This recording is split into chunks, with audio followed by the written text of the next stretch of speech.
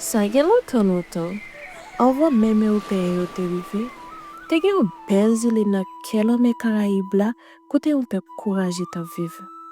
C'est Taïnos yo. Taïnos yo te fait partie yon gros famille qui rele Arawak. Yo te sorti yon kote bien loin qui rele Venezuela, nan Amérique du Sud.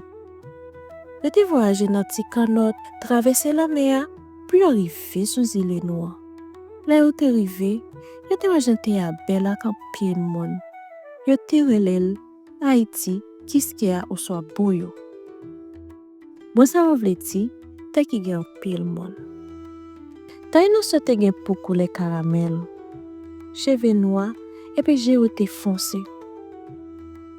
Yo te kon met ti jip yo rele paille. Et puis pour décorer koyo, yo te servi ak yon couleur rouge spécial yo rele woko. Dans le prochain épisode là, nous découvrons que je Taïnos yo ta vive sur belle île ça.